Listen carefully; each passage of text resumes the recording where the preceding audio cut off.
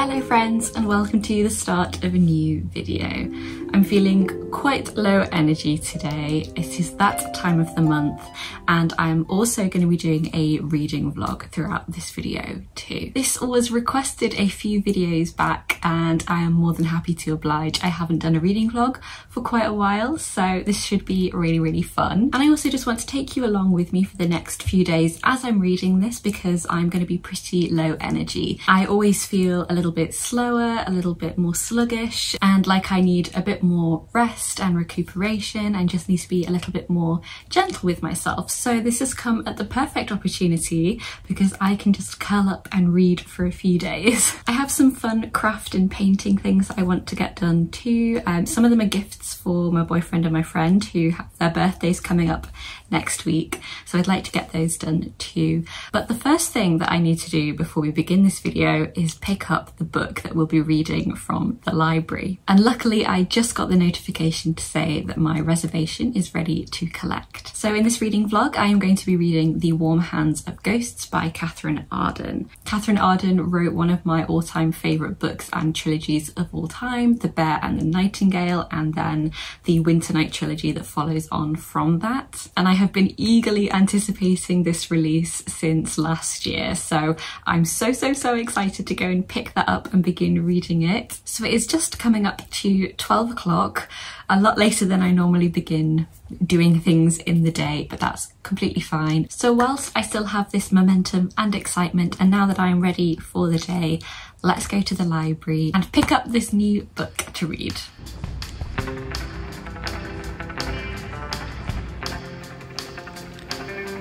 The Warm Hands of Ghosts is a historical fiction set towards the end of World War I. We follow a Canadian nurse, Laura, who is in search of her brother Freddie, who is believed to be dead fighting in the trenches in Flanders. However, eerie signs appear suggesting that he may not be dead after all. Full of questions, she decides to return to the front lines to get answers about the disappearance of her brother, as well as discovering a mystical man known as the Fiddler who can make traumatic memories dissipate at a cost.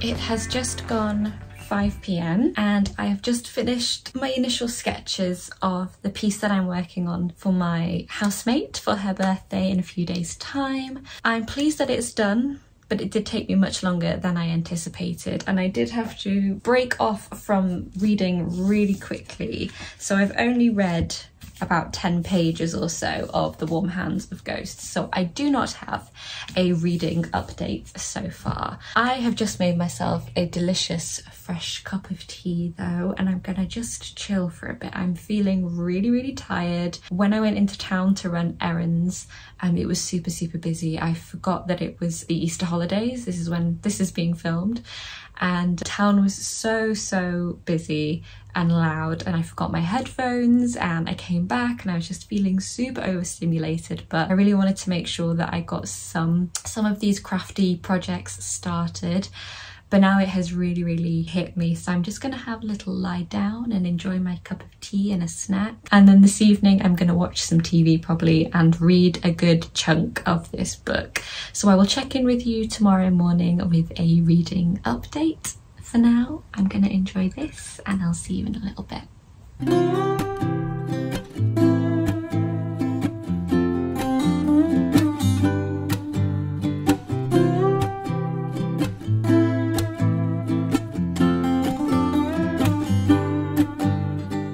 Good morning everybody, and welcome to the next day. It's just gone 12:30. I've been painting all morning and you guys, I am so pleased with how it's turning out. So I've been using these Winsor & Newton inks, which I've had for a really long time, but I just haven't really been using them, and I wanted something really bright.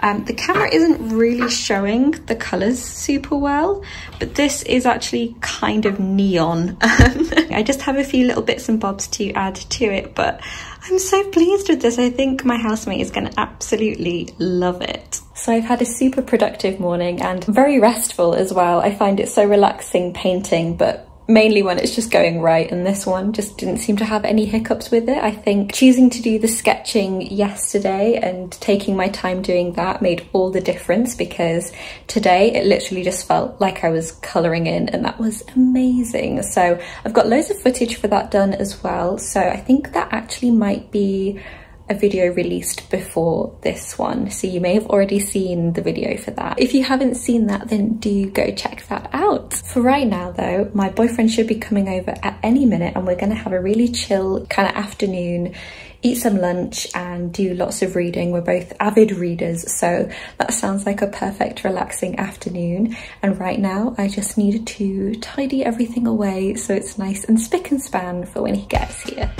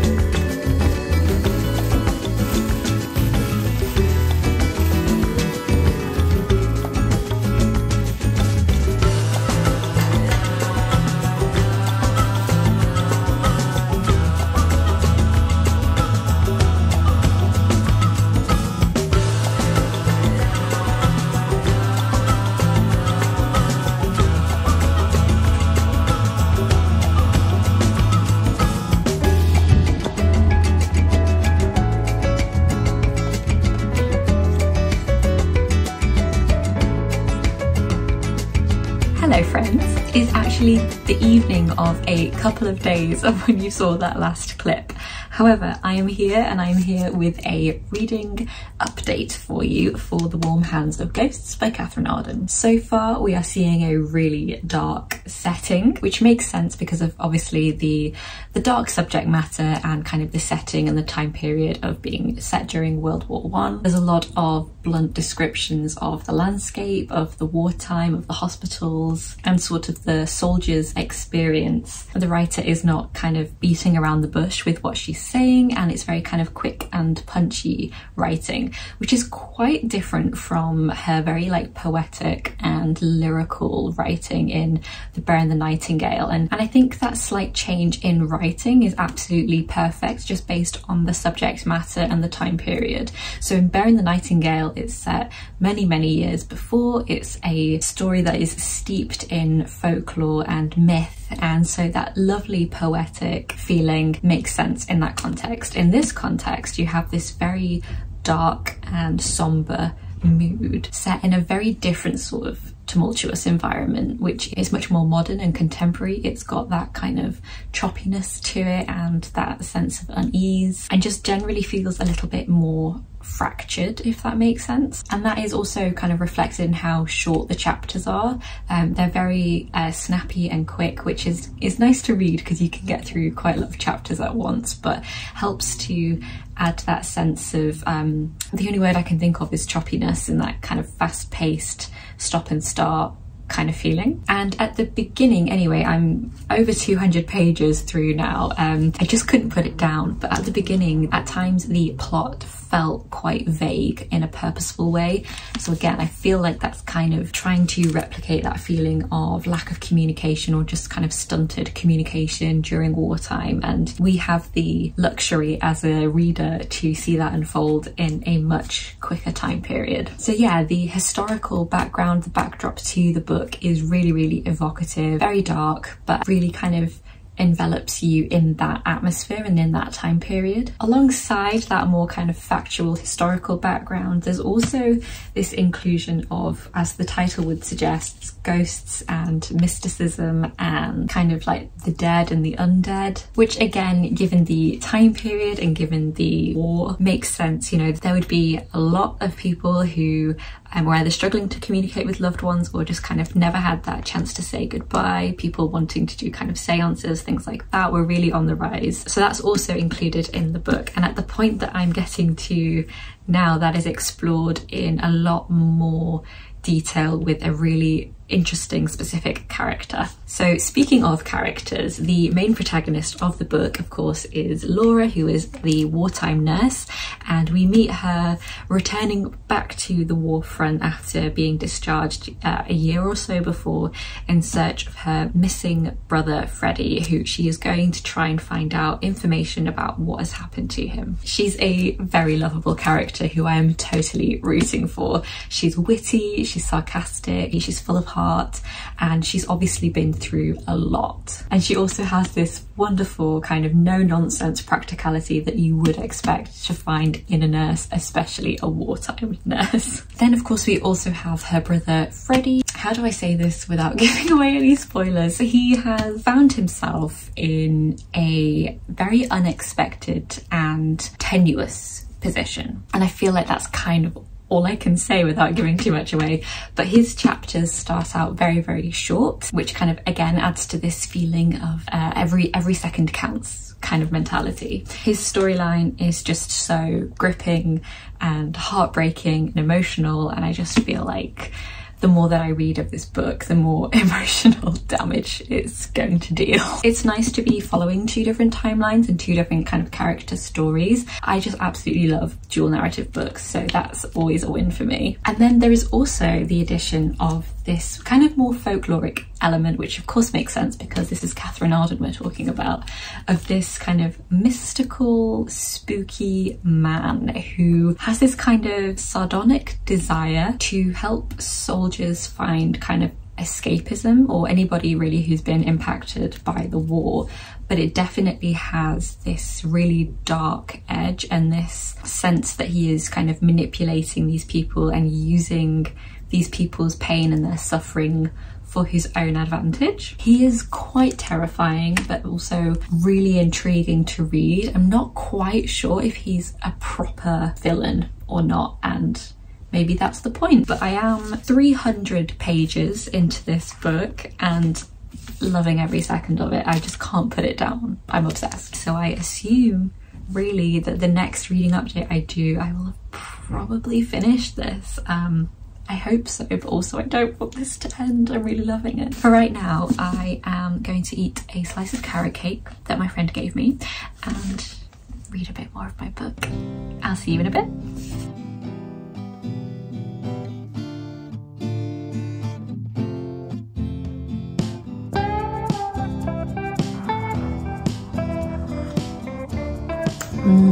Good morning, friends. As suspected, it is the next morning and I have finished reading The Warm Hands of Ghosts by Katherine Arden. When I say I loved this book, I truly, truly mean it. And although I was really suspecting that I would, because I've loved Katherine Arden's writing with her Winter Night trilogy, I was also a little bit hesitant about how much I would enjoy it, because reading fiction that is set during the World Wars, both 1 and 2, is a time period that I really, really struggle to read. I don't know whether it's because of kind of the oversaturation of both fiction and non-fiction from that time period during kind of my education and school and things, but I just really struggle to read that and find interest in that time period. But this I have to say, has been the exception, and there is just such a wonderful human quality to all of Katherine Arden's writing. She has such a unique ability to put the human experience at the forefront of really horrific and kind of world-altering time periods. Although she deals with quite dark and somber subject matters, quite traumatic things as well, there is also this humour that runs through it, this kind of thread of humanity and humans to support each other even in the most dire circumstances. Although this had a mystical element, it had that slightly fantastical element, it was much more subdued and done in a really tasteful way. It was done in a way that was incredibly respectful of the suffering that people endured during World War I. It was done in this really beautiful, nuanced and tender way. I also loved all the different aspects of love that were portrayed in this, from family and friendship to romantic love to camaraderie. All these different forms of love were explored in a really beautiful way in this book. If you're looking for a kind of unpredictable, dark, historical fiction, but also that has a really human tenderness, and looking for a story that explores the human condition, even in times of war, then my goodness, I could not recommend this more. This is one of my favourite books that I've read so far this year, and I will be recommending it to many people, I am sure. I was going through my footage for this vlog last night and starting to do some preliminary edits, and I have to say that I am quite shocked at how little updates I gave throughout this video. Although I've done reading vlogs in the past, it's clearly been a while since I've done one, and I do apologise for my kind of sporadic updates. It has been a really nice kind of low energy few days for me though. Hopefully this has got me kind of back into the swing of what to do. So my next reading vlog, which will be at some point in the future, will hopefully be a lot better than this one. I hope you are doing something to look after yourself today. If you have read The Warm Hands of Ghosts, let me know your thoughts and feelings in the comments below. Thank you so much for being here. I hope you enjoyed the video. If you did, please consider giving it a like. And if you haven't subscribed already, please feel free to do so. I would absolutely love to see you back here next week. Take care, and I will see you very soon in another video. Goodbye.